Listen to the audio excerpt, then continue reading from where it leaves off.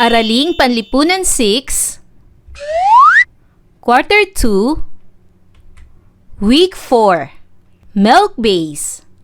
Ang paksa ng ating aralin sa araw na ito ay ang resulta ng pananakop ng mga Amerikano. Hello kids! It's me, Teacher Frel. Don't forget to subscribe, like, and share, and hit the notification bell for the latest video. You can also follow my Facebook page, Teacher Frel TV.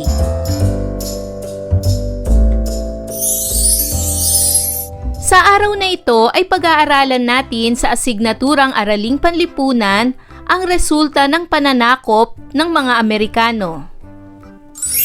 Para sa most essential learning competencies na ipapaliwanag ang resulta ng pananakop ng mga Amerikano. Sa nakaraang module, napag-aralan natin ang pagkatatag ng pamahalaang Commonwealth.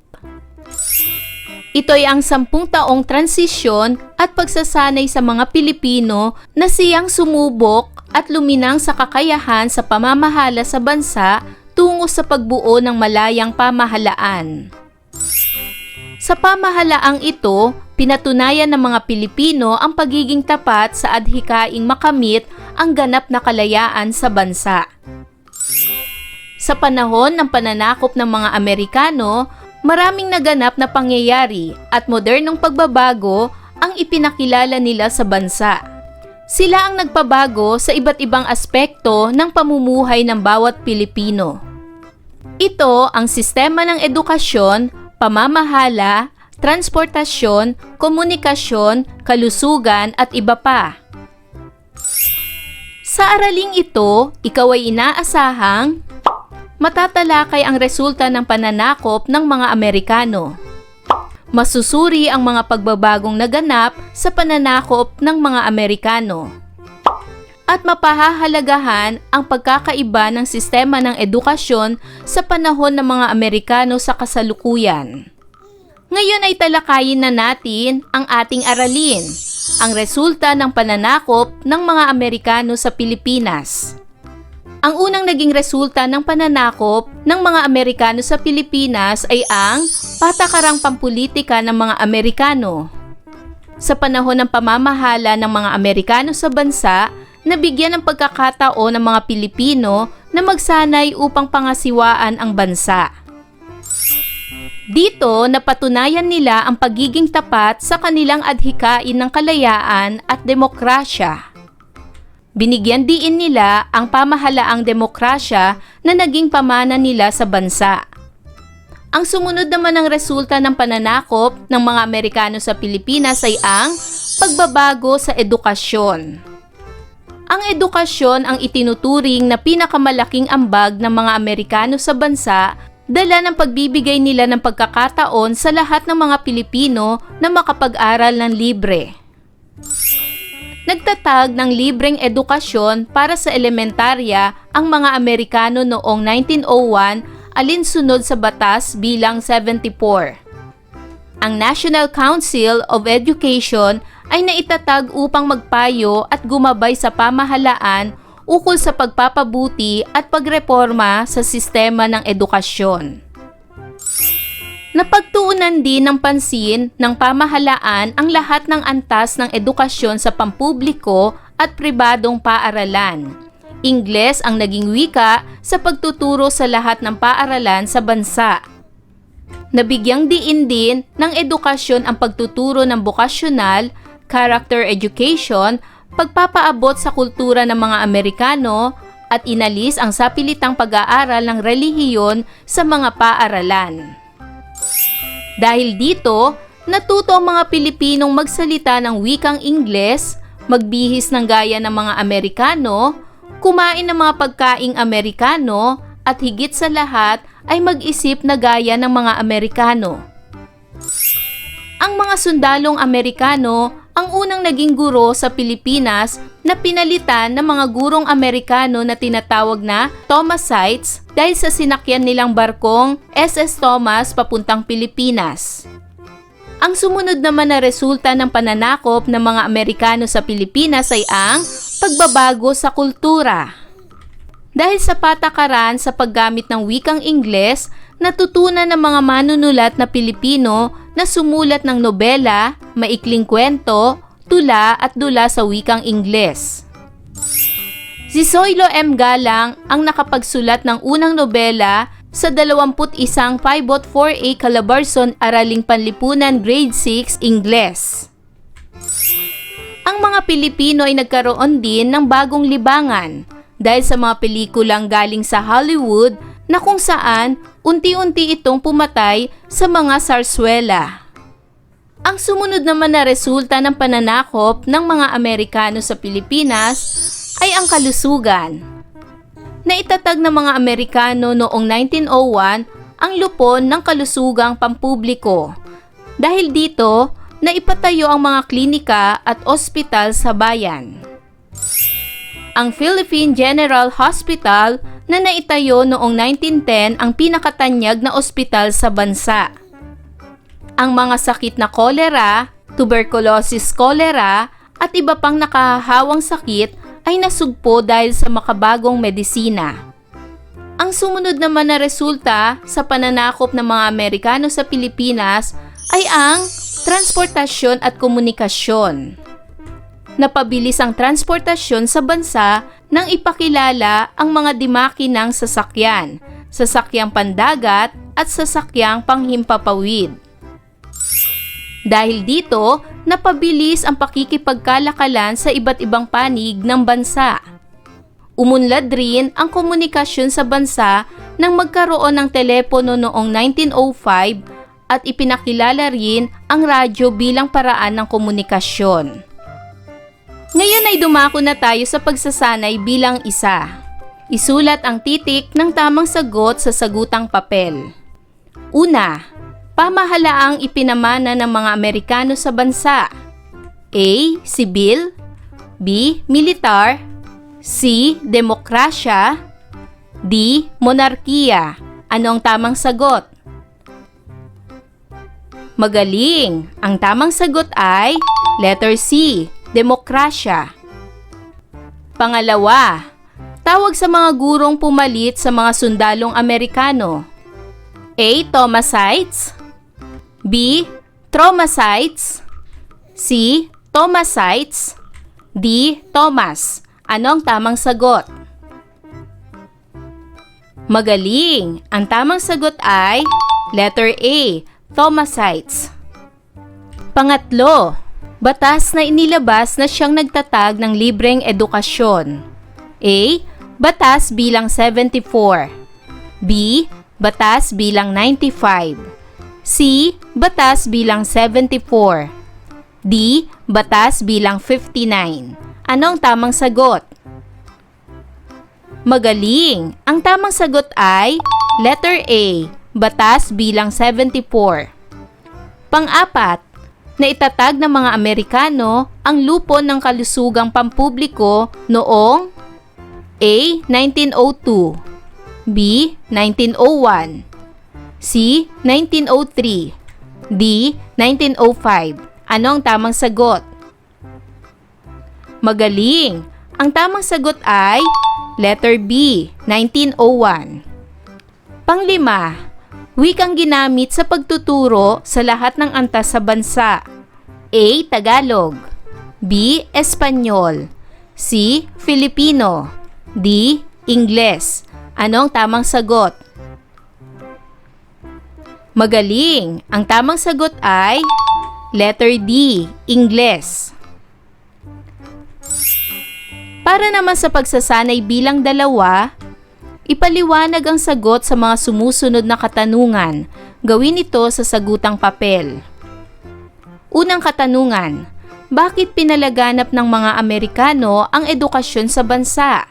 Para sa aking halimbawang sagot, pinalaganap ng mga Amerikano ang edukasyon sa bansa upang magkaroon ng maraming kaalaman ang mga Pilipino at upang hindi manatiling mangmang habang buhay ang bawat isa. Pangalawang katanungan, ilarawan ang pagbabago ng sistema ng edukasyon sa bansa. Para sa aking halimbawang sagot, sa panahon ng Amerikano, nabigyan ng pagkakataon ng mga Pilipino na magsanay upang pangasiwaan ang bansa. Nabigyan din ng pagkakataon ang lahat ng mga Pilipino na makapag-aral ng libre. Natuto rin sila na magsalita ng wikang Ingles, magbihis na gaya ng mga Amerikano, makakain ng mga pagkaing Amerikano, at mag-isip na gaya ng mga Amerikano. Nabigyan din ng edukasyon ang pagtuturo ng bokasyonal, character education, pagpapaabot ng kultura ng mga Amerikano, at inalis ang sapilitang pag-aaral ng relihiyon sa mga paaralan. Pangatlong katanungan, ano ang epekto ng mga pagbabagong napag-aralan sa pamumuhay ng mga Pilipino? Narito ang aking halimbawang sagot. Dahil sa naging impluwensya ng mga Amerikano sa pamumuhay ng mga Pilipino noon, naging maunlad ang pamumuhay ng bawat isa dahil sa maraming natutunan sa paaralan. Natuto ring makapagsalita ng wikang Ingles ang mga Pilipino upang maging madali ang kanilang pakikipag-usap sa mga Amerikano. Umunlad rin ang kanilang kultura, maging ang transportasyon at komunikasyon noon. Nagkaroon rin ng mga pampublikong ospital na naging magaan sa mga Pilipino noon na magpagamot, lalo na ang mga may malubhang karamdaman. Pang-apat na katanungan. Ipaliwanag ang pagbabago sa transportasyon at komunikasyon sa panahon ng mga Amerikano. Para sa aking halimbawang kasagutan, napabilis ang transportasyon sa bansa nang ipakilala ang mga demaki ng sasakyan, sasakyang pandagat at sasakyang panghimpapawid. Dahil dito, napabilis ang pakikipagkalakalan sa iba't ibang panig ng bansa. Umunlad rin ang komunikasyon sa bansa nang magkaroon ng telepono noong 1905 at ipinakilala rin ang radyo bilang paraan ng komunikasyon. At panglimang katanungan, sa inyong paaralan, ano ang pagbabago sa sistema ng edukasyon? Narito ang aking halimbawang sagot. Simula na magkaroon ng COVID-19 sa Pilipinas, ay nagbago rin ang sistema ng edukasyon sa aming paaralan. Natuto kaming gumamit ng teknolohiya gaya ng mga panonood ng mga video lesson gamit ang aming mga cellphone o computer at telebisyon. Madalas rin kaming mag-aral sa pamamagitan ng video call ng aming guro. Naging magaan rin ang mga bitbit naming bag dahil mga modules ang ginagamit namin. Dumako naman tayo sa pagsasanay bilang 3. Sumulat ng slogan tungkol sa resulta ng pananakop ng mga Amerikano sa Pilipinas. Isulat ang slogan sa sagutang papel. Narito ang aking halimbawang slogan. Sa panahon ng Amerikano, napabuti ang mga Pilipino. Nagkaroon ng pagbabago sa edukasyon at kultura. Natugunan ang problemang pangkalusugan. Napabilis ang transportasyon at umunlad ang komunikasyon. Para naman sa pagsasanay bilang 4, isulat sa sagutang papel ang tinutukoy ng mga sumusunod. Unang bilang, na itatag upang magpayo at gumabay sa pamahalaan ukol sa pagpapabuti at pagreporma sa sistema ng edukasyon. Ano ito? Magaling! Ito ay ang National Council of Education. Pangalawang bilang, unang naging guro sa Pilipinas. Sino ito? Magaling! Sila ang tinatawag na Thomasites. Pangatlong bilang, na ipakilala noong 1905 na nagpaunlad ng komunikasyon. Ano ito?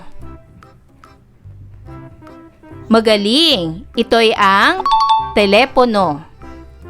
Pang-4 na bilang, na itatag ng mga Amerikano noong 1901. Ano ito? Magaling! Ito ay ang lupon ng kalusugang pampubliko. At pang-5 bilang, nakapagsulat ng unang nobela sa wikang Ingles. Sino siya? Magaling! Siya ay si Zoilo M. Galang. Dumako naman tayo sa pagsasanay bilang 5. gumuhit ng poster na nagpapakita ng pagpapahalaga sa resulta ng pananakop ng mga Amerikano sa bansa. Para naman sa pagsasanay bilang 6, gumawa ng chart tungkol sa pagkakaiba ng sistema ng edukasyon noong panahon ng mga Amerikano sa kasalukuyan na kung saan nakakaranas ng pandemyang COVID-19 ang buong mundo at ng kasalukuyang panahong apektado ng COVID-19. Sa gitna ng pandemya, paano mo maipapakita ang pagpapahalaga mo sa edukasyon? Narito ang aking halimbawa. Noon, sa panahon ng Amerikano, binigyan ng pagkakataon ang lahat ng Pilipino na makapag-aral ng libre. Ang mga mag-aaral ay tinutukang matuto ng wikang Ingles. Ngayon, sa panahon ng COVID-19, ang mga bata ay nag-aaral sa pamamagitan ng online learning at nag-aaral rin sa bahay gamit ang module na ibinibigay linggo-linggo ng kanilang guro. Para sa pagpapahalaga, pahalagahan natin ang ating pag-aaral dahil ang edukasyon ay makakatulong sa ating magandang kinabukasan. Sa bahay man tayo nag-aaral o sa online, ay dapat pa rin natin itong bigyan ng pagsisikap at pagpupursige na matutuhan ang bawat aralin. At para naman sa pagsasanay bilang 7, isulat ang bituin kung tama ang isinasaad ng pangungusap at araw kung mali. Unang bilang, hindi nasugpo ang mga sakit na kolera, tuberculosis, kolera at iba pang nakahawang sakit ng makabagong medisina. Tama ba ang ipinahahayag ng pangungusap na ito? Bituin o araw? Magaling! Ang tamang sagot ay araw. Ibig sabihin, mali ang ipinahayag ng pangungusap na ito. Pangalawa, napabilis ang pakikipagkalakalan sa iba't ibang panig ng bansa nang ipakilala ang mga demakinang sasakyan, sasakyang pandagat at sasakyang panghimpapawid. Tama ba ang ipinahayag ng pangungusap na ito? Bituin o araw? Magaling! Ang tamang sagot ay bituin. Ibig sabihin, tama. Pangatlo, ang edukasyon ang itinuturing na pinakamalaking ambag ng mga Amerikano sa bansa. Tama ba ang ipinahayag ng pangungusap na ito? Bituin o araw? Magaling! Ang tamang sagot ay bituin. Tama. Pang-apat, ang mga Pilipino ay natutong magsalita ng wikang Ingles, magbihis ng gaya ng mga Espanyol. Tama ba ang ipinahayag ng pangungusap na ito? Magaling! Ang tamang sagot ay araw. Ibig sabihin, mali ang ipinahayag. Dahil ang tamang sagot ay magbihis ng gaya ng mga Amerikano, hindi ng Espanyol. At pang-5, ang mga Pilipino ay nagkaroon rin ng bagong libangan dahil sa mga pelikulang galing sa Hollywood. Tama ba ang ipinahahayag ng pangungusap na ito? Bituin o araw? Magaling! Ang tamang sagot ay bituin. Ibig sabihin, tama. Tandaan, sa pananakop ng mga Amerikano sa Pilipinas, malaki ang naging pagbabago nito sa pamumuhay ng mga Pilipino. Natutong pangasiwaan ng mga Pilipino sa bansa at naipakilala ang pamahalaang demokrasya. Libreng edukasyon para sa lahat ang isa sa ambag ng mga Amerikano sa bansa. At napabilis ang sistema ng transportasyon at komunikasyon sa bansa. Ayan mga bata, naunawaan niyo ba ang ating aralin sa araw na ito? Kung ganon, magaling! Mga bata, sana'y marami kayong natutunan sa ating aralin. Hanggang sa susunod na video lesson, paalam! Thanks for watching!